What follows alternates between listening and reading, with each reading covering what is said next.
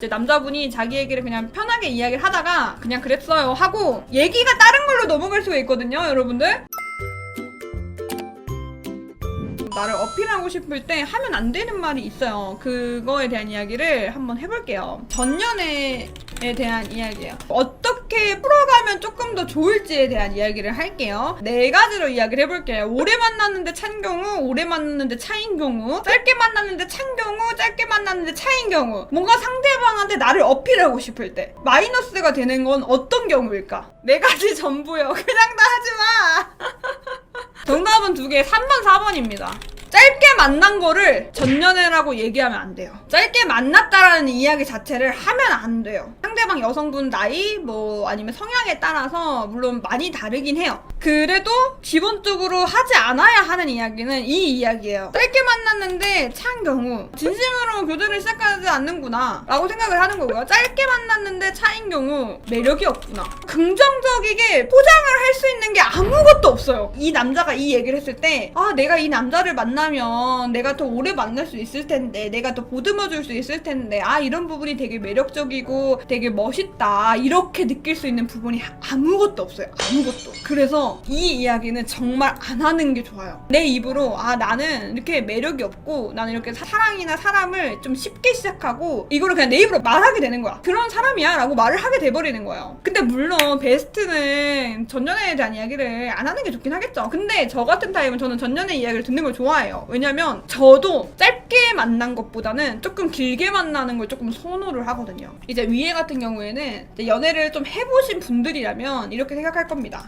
오래 만난 경우는 보통 1년 이후라고 얘기를 하죠. 그러면 연애를 하면서 감정을 나누는 거나 데이트나 싸우거나 이런 것들이 어느 정도 좀 습득이 되어 있고 그 정도가 가능한 사람이구나 라고 느껴져요. 이 사람은 조금 그런 과정을 지나갔으니까 그러면 이번에 나를 만날 때는 그때 자기가 잘못했던 것들, 싸웠던 것들 이런 것들을 좀 보완해서 나를 만날 수 있겠구나 라는 생각을 합니다. 나를 쉽게 보진 않고 좀 진지하게 생각할 수 있겠구나 이렇게 생각을 하는 거야. 만약에 오래 만났는데 5년, 6년 만났다 이러면 이제 단점으로 되기도 해요. 근데 10년 이렇게 만났다고 하면 그건 솔직히 단점이에요. 그 단점은 딱 하나죠. 내가 과연 그 여자를 이길 수 있는가. 그렇게 오랫동안 사랑했다라는 거는 그만큼의 추억도 있고 그만큼의 여러 가지가 있을 텐데 과연 내가 그 자리를 채워줄 수 있는가. 못 있겠구나. 이렇기 때문에 단점이 될 수 있지만 저는 근데 한편으로 이렇게 생각하거든요. 여러분 5년이란 시간을 끝내는 게 쉬울까요? 절대 쉽지 않거든? 근데 끝냈다는 건 난 정말 끝이라고 생각하기 때문에 끝냈다 생각해.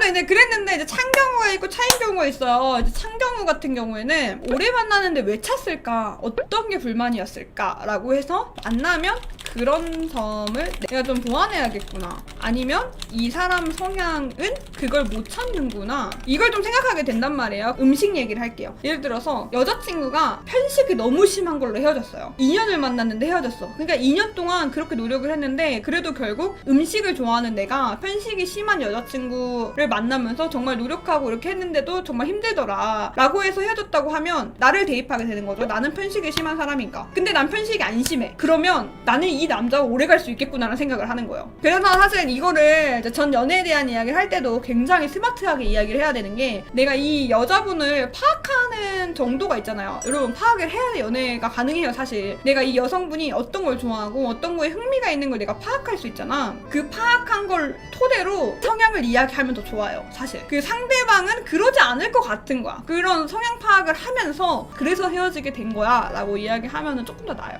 그러면 왠지 듣는 사람 입장에서는 전연애는 그렇게 헤어졌지만 나는 이 사람이랑 그러지 않을 것 같거든. 그리고 이제 오래 만나는데 차인 경우 얘도 단점이라면 못 잊었을까봐 라는 것도 단점이겠고 근데 장점이라면 그래도 나름 순정적이겠다. 내가 마음 아플 일보다는 조금 덜 아프지 않을까? 내가 상처를 덜 받지 않을까? 흉보는 어투로는 당연히 하면 안 되죠. 그냥 진짜 별로였어 이렇게 얘기하면 안 되지. 전 연애에 대한 이야기가 여러분 안 나오면 좋지만 나올 수도 있잖아요. 그러면 최대한 예쁘게 포장을 하는 게 제일 좋죠. 이별 할 때 너무 싸워가지고 옆집에서 막 경찰 불러가지고 물건 던지고 뭐 하고 헤어진 거야. 그걸 솔직하게 말할 필요는 없다 이거죠. 여러분들 정말 중요한 게 있어요. 이렇게 여자분이 먼저 물어볼 수 있잖아요. 이제 남자분이 자기 얘기를 그냥 편하게 이야기를 하다가 그냥 그랬어요 하고 얘기가 다른 걸로 넘어갈 수가 있거든요, 여러분들. 그러면 본인 손해야. 본인 정보만 뺏긴 거야.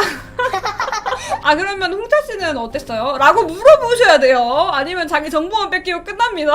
그래서 사귀었는데 나는 이 여자친구의 전 남자친구를 몰라. 근데 이 여자친구는 내 전년을 알고 있는 거라고. 또 그냥 넘어가는 경우면 이럴 수도 있어요. 그 여자분이 아, 내 연애에는 별로 관심이 없었나? 왜냐면은 보통 과거에 대한 질문을 하는 사람이면 그 과거로 현재를 보겠다라는 거거든요. 안 물어보고 그냥 넘어가면은 뭐 내 전연에는 관심이 없나? 약간 이렇게 생각할 수도 있어요. 그래서 이 유아는 여기까지 하도록 하겠습니다.